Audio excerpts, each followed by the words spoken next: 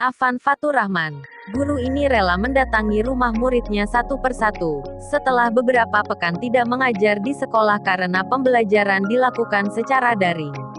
Belajar dengan cara ini dirasa tidak berjalan lancar. Penyebabnya, banyak murid yang tidak memiliki smartphone. Belakangan, Kementerian Pendidikan mengeluarkan program pembelajaran di TVRI. Namun murid-murid Afan ada yang tidak punya televisi. Perjalanan bagaimana Afan menelusuri satu persatu rumah muridnya, ditulis di akun Facebook miliknya. Sampai berita ini ditulis, catatan guru yang sehari-hari tinggal di Dusun Toros, Desa Babalan, Kecamatan Batuan ini, mendapat 2.800 komentar, disukai 12.200, dan dibagikan 5.690 kali. Afan, panggilan akrabnya, menceritakan awal perjalanan mengajar para murid. Pada tanggal 16 Maret pemerintah memutuskan agar siswa belajar di rumah dengan sistem penugasan dari sekolah, karena wabah corona. Ketika masa belajar di rumah akan berakhir, tiba-tiba pemerintah memperpanjang masa belajar dengan pola yang berbeda, dari penugasan ke pembelajaran daring.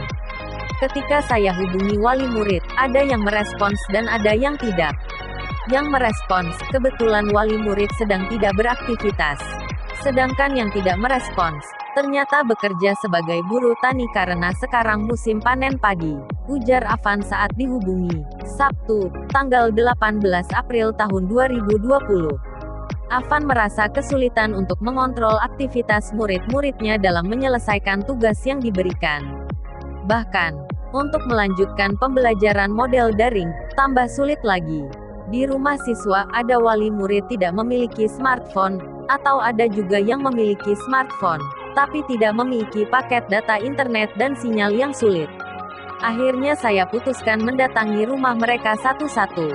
Saya didik mereka. Saya bawa berbagai macam buku agar dibaca dan dipelajari oleh murid-murid, ujar Afan. Untuk sampai ke rumah murid ASN Angkatan 2010 ini harus menempuh jarak 22 km.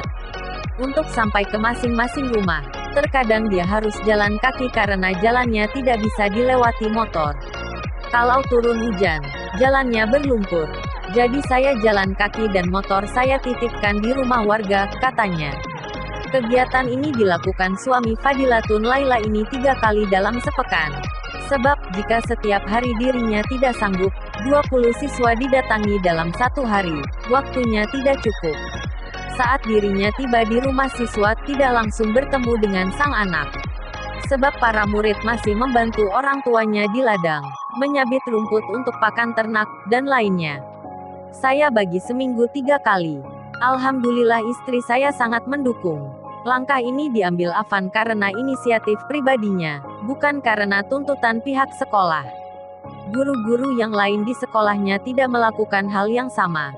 Karena inisiatif sendiri, sehingga upayanya itu belum mendapat respons dari Dinas Pendidikan Sumeneb. Sampai sekarang belum ada tanggapan apapun dari pemerintah.